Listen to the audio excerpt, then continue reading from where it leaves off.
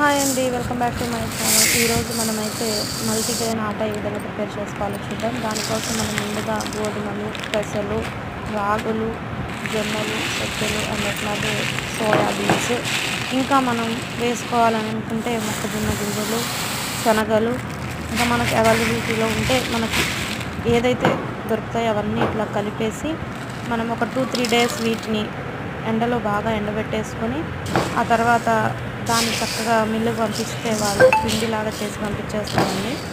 ఆ పిండిని మనం తెచ్చేసుకొని ఇంట్లో పెట్టేసుకొని దాంట్లో కొంచెం ఉప్పు కలిపి పెట్టేసుకుంటే మనకి పురుగులు పడకుండా స్టాక్ ఉండిద్ది. ఇంకా మనం కావాల్సినప్పుడు కొంచెం పిండి తీసుకొని పుల్కాల్లాగా, చపాతీల్లాగా ఇట్లా ప్రిపేర్ చేసుకొని దానికి కర్రీ ఏదో ఒకటి ఆకుకూరలు కానీ లేదా పప్పు కానీ ఇట్లా చేసుకొని సర్వ్ చేసుకుంటుంటే మనకు హెల్త్కి కూడా చాలా మంచిది, పిల్లలకి కూడా చాలా మంచిదండి.